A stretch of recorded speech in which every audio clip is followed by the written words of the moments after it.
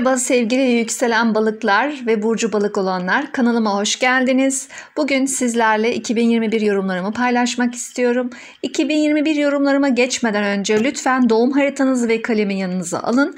Ben anlatırken haritanızda takip edip notlar alabilirsiniz. Böyle daha faydalı olacağını düşünüyorum. Çok detay ay anlatmayacağım ama 2021'in sizin için ana gündem maddeleri üzerinde durmak istiyorum. Hepimiz zor bir yıl geçirdik ve 2021'e yine böyle zor enerjilerle tüm dünya olarak giriyoruz. Dünya olarak elbette zor süreçler ama bireysel haritalarda daha güzel anlar ve zamanlar vaat ediyor. 2021 önemli olan bizim bunu değerlendirme potansiyelimiz. Sizin için ana gündem ne derseniz öncelikli olarak 2020 yılından beri gelen gündem, yani 2020 yılında da bunu yaşadınız, 2021'de de devam ediyor. Ev ve iş değişikliği gündeminiz var ve sağlık konularına dikkat. Sağlık, öncelikli olarak sağlık konularına, hem fiziksel hem ruhsal sağlık konularına dikkat. Arkasından da ev ve iş değişikliği gündeminizde. 1 Ocak 2021 balık burcu, yükselen balıklar için haritamızı çıkarttık. Gördüğünüz gibi ay düğümleri, güney ay düğümü yay burcu kariyer evinizde, kuzey ay düğümü ikizler burcu evinizde. Anne baba vurgusu var haritada. Aynı zamanda aileniz, eviniz, emlak, arsa gibi konular gündemde. İş yeriniz, kariyeriniz konuları gündemde. Tüm yıl boyunca bu 4-10 aksında siz tutulmalar yaşayacaksınız. İlk tutulma 26 Mayıs 2021'de 5 derece yay burcunda kariyer evinizde olacak. Bu kariyer konularında işinizle ilgili sizin dışınızda ya da sizin kararınızla değişen konular olacak. Bitişler, sonlar ve yeni açılan sayfalar olacak. Yeni fırsatlar olacak. Çünkü sistem, gökyüzü sizi ev ve kariyer konusunda, ikametgah konusunda yeni döneme hazırlıyor. Hayatınızda kadersel senaryolar devrede ve yeni bir sisteme girmek üzeresiniz. Yeni düzene geçeceksiniz artık. Sisteme girdiniz 2020'de ve artık yeni düzene geçeceksiniz 2021 sonunda. Yılın ikinci tutulması 10 Haziran 2021 Güneş tutulması 19 derece ikizler burcunda, bu evinizde oluyor. Evinizle ilgili sorunlar yine tabii kariyer evinizde etkiliyor, karşıya etkiliyor. Aks olarak her zaman düşüneceksiniz. 4-10 aksı. Kariyerinizle ilgili, evinizle ilgili sorunlar, evle ilgili, komşularla ilgili sorunlar, evinizin bir şeysinden memnun değilsinizdir, anne babayla ilgili sorunlar, iletişim sorunları, belki onlarla ilgili sorunlarınızın arttığı dönemler, aksilikler, terslikler evde gibi düşünebilirsiniz. Aynı zamanda bu güneş tutulmasına Merkür Retrosu da eşlik ettiği için tamamen anlaşılmaz durumlar, arızalar, sorunlar, teknolojik cihazlarla ilgili sorunlar, tabii kariyer evini de etkiliyor, iletişim sorunları vesaire. Bu güneş tutulmasında vereceğiniz yeni kararlar, ki zaten yeni kararlar vermek istiyorsunuz ev ve kariyer konusunda, kesinlikle Merkür Retrosu'ndan sonra ertelemeniz lazım. Onun haricinde o süreçte karar verirseniz daha sonra üzülebilirsiniz, zarar görebilirsiniz. Merkür Retrosu'ndan sonra bu konuda karar vermek sizin için daha uygun olacaktır. 19 Kasım 2021'de bir ay tutulması var. 27 derece Boğa burcunda. Bu ay tutulması sizi yakın çevreniz, komşular, akrabalar, iletişim, eğitim, medya, basın, yayın gibi konularda etkiliyor. Gördüğünüz gibi şurada ve aynı zamanda 4. eve de yakın. Yani hem 3 ve 4'ü çalıştırır hem 9 ve 10'u çalıştırır. Yani iletişim sorunları yaşayabilirsiniz yakın çevrenizde, eğitimle ilgili sorunlar yaşayabilirsiniz. O konularda bir sonlanmaya gidebilirsiniz sorunlar sonunda. Yani yeniden karar vermek isteyebilirsiniz, taşınmak isteyebilirsiniz yakın çevrenize. Zaten ay düğümleri de oraya bir vurgu yapıyor. Taşınmayı gündeminize getirebilirsiniz. Ay düğümleri burada iş ve kariyer konusundaki değişim, taşınmayı da ifade ediyor. Belki ev alacaksınız, belki evi satacaksınız. Belki artık orada o semtte oturmak istemiyorsunuz gibi de düşünebilirsiniz. Arkasından yılın son tutulması 4 Aralık 2021'de 12 derece yay burcunda kariyer evinizde, kariyerinizle ilgili yeni başlangıçlar yapmak isteyeceğiniz, yeni kararlar alacağınız, yeni fırsatlar yakalayacağınız bir tutulma bu. Ve aynı zamanda ev konusunu da etkileyecek, evle de ilgili bir tutulma bu. Dediğim gibi buradaki kuzey ay düğümünün transiti size yeni ev aldırabilir, arsa aldırabilir. Farklı bir ortama ya da farklı bir semte geçmek isteyebilirsiniz. Ailesiyle yaşayanlar artık kendi evine çıkmak isteyebilir gibi de çalışır. Merkür Retrosu'na gelirsek bu yıl hava grubunda retrolar var. İlk retro Kova burcunda olacak. 30 Aralık 2021 ile 24 Şubat 2021 arası olacak. Bunu 15 gün öncesinden düşünebilirsiniz. Gezegen ilk önce retroya girmeden önce gezegenler yavaşlar ve arkasından geri hareket eder. O nedenle 15 Ocak itibariyle bu enerji başlamış olacak ve sizin 12. evinizde, iş dünyanızda olacak. Gizli düşmanlıklar evinizde olacak ve hastaneler ve sağlıkla ilgili konular, gündelik işlerle ilgili konular olacak. Yani 12. ev ve 6. ev aksı çalışmış olacak. Bu konularda aksilikler, gecikmeler, sorunlar yaşayabilirsiniz. Bu konularla ilgili lütfen o dönemde yeni adımlar atmayın, kararlar vermeyin. Örneğin imza atmayın, örneğin tedavi olmaya çalışmayın. Sağlığınıza dikkat edin. Bazı gecikmeler, sorunlar, aksilikler yaşayabilirsiniz. O süreçte eski sevgililerle barışmayın. Zaten iletişim sorunları var ve yine ayrılık olur. Teknoloji vesaire alışverişleri yapmayın. Kova burcu elektrik ve teknoloji de ifade eder aynı zamanda. Başka alışverişleri de yapmayın. Dediğim gibi retro zamanı aksilikler ve terslikler olabilir. Retrodan sonra hareket etmeniz daha doğru olacaktır. Kişisel olarak haritalarda retrolar, özellikle Merkür retrosu, Venüs retrosu falan, tüm retrolar tabii ki değişebilir. Merkür retrosuyla doğanlar için bu enerjiler daha az olumsuz çalışır. Ben genel bilgi veriyorum. İkizler burcundaki retro 28 Mayıs 2021 ile 20 Haziran 2021 arası olacak ve sizin evinizde olacak, ev konularında olacak. Aynı zamanda az önce bahsettiğim gibi burada bir de güneş tutulması olacak. Yani ev ve kariyer konularında bu Merkür retro sürecinde lütfen karar vermeyin, imza atmayın, harekete geçmeyin. Retro bittikten sonra bunları yapmanız sizin için avantaj olacaktır.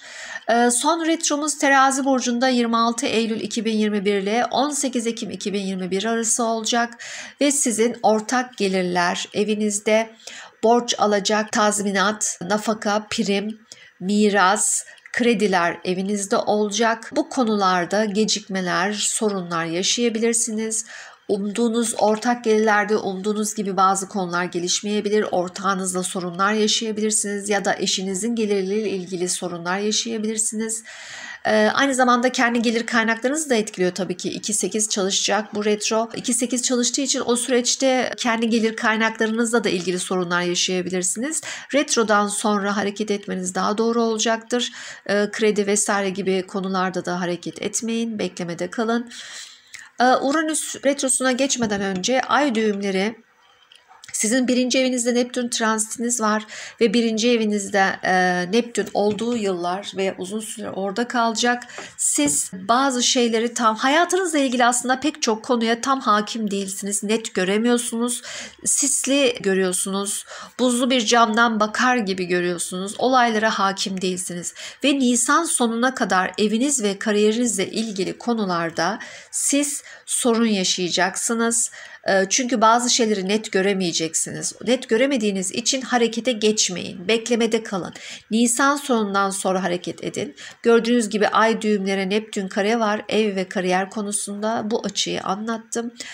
O yüzden Nisan'dan sonra bu açı azalacağı için daha rahat hareket edebilirsiniz. Ayrıca 24 Haziran 2021 ile 2 Aralık 2021 arası Neptün retro olacağı için belki biraz daha olayları daha net görebilir, daha hakim olabilirsiniz. Daha kendinize uygun kararlar alabilirsiniz. Şimdi diğer açı şunu anlatmak istiyorum. Uranüs retroya gelelim. Zaten 2021'e retroyla girdik. 6 derecede Uranüs Boğa burcu Koç'a doğru retro halinde gidiyor. Yani 17 Ağustos 2020 ile 13 Ocak 2021'e kadar Uranüs Boğa burcunda retro. Arkasından tekrar düz hareketine başlayacak. Böyle Boğa burcunda Aslan'a doğru gidecek. Ve 19 Ağustos 2021 ile 19 Ocak 2022 arası tekrar retro hareketine geçecek. Yani o Boğa burcunun ilk 10 derecesinde gezegenleri olanlar, Aslan burcunun ilk 10 derecesinde gezegenleri olanlar, Akrebin ilk 10 derecesinde gezegenleri olanlar ve Kova'nın ilk 10 derecesinde gezegenleri olanlar için bu açı, bu zorlu süreç çok ciddi çalışacak arkadaşlar. Özellikle sağlık konusuna dikkat. 6, 12, sağlık, sağlık, sağlık. Bu tarihleri not alın. 18 Ocak 2021, 17 Şubat 2021, 15 Haziran 2021, 24 Aralık 2021 tarihleri çok önemli. Bu karenin aktif olacağı tarihler bunlar.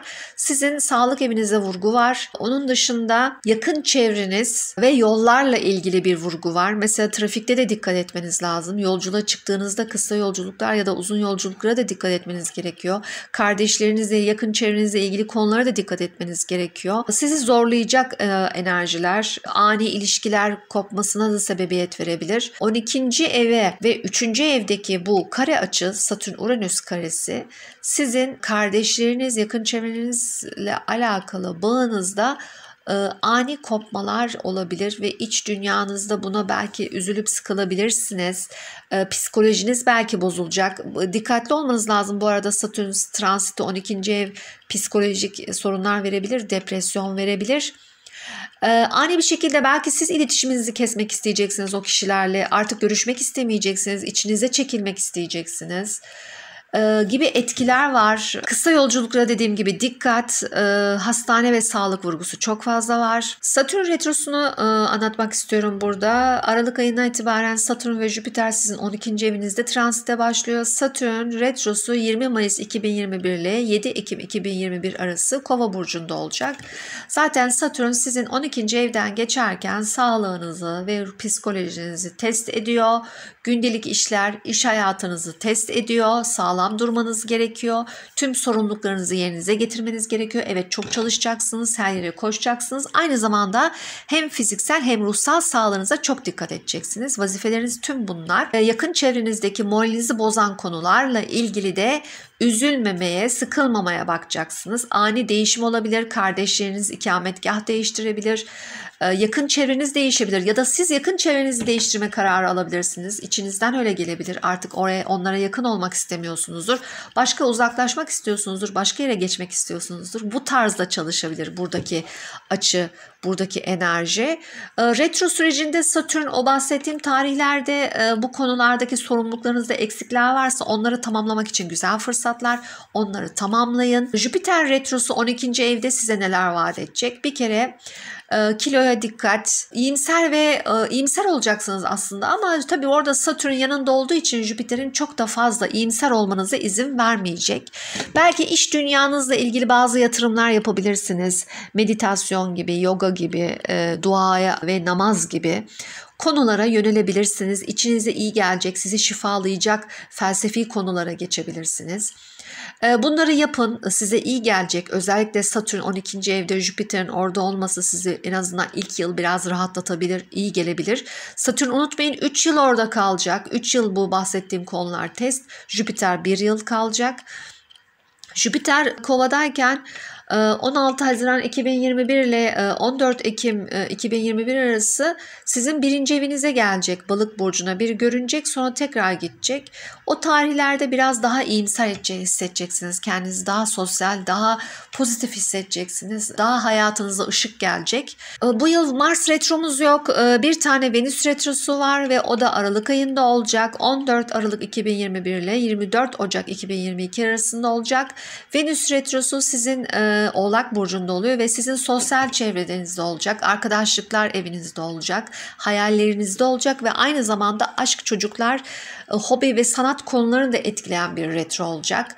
Belki sizin için sanatsal bir tarafınız varsa ve konuyla ilgileniyorsanız üretim anlamında, sanatsal üretim anlamında zor bir ay olacak. Zaten bu enerjiyle yeni yıla yani 2022'ye girmiş olacaksınız son ay. Arkadaş çevrenizde sorunlar yaşayabilirsiniz. Bunlar sizi üzen tecrübeler olabilir. Sevgiliniz varsa o dönem, hayatınızda bir aşk varsa o dönem bunlarla ilgili sorunlar yaşayabilirsiniz. Ayrılıklar olabilir ya da siz ayrılmak isteyebilirsiniz. Karşı taraf da olabilir bu. Bu tarz enerjilerle çalışacaktır. Beni dinlediğiniz için çok teşekkür ederim. Lütfen kanalıma abone olmayı ve beğenmeyi unutmayın. 2021 yılının hepimize ve dünyamıza hayırlı olmasını diliyorum. Sevgiler.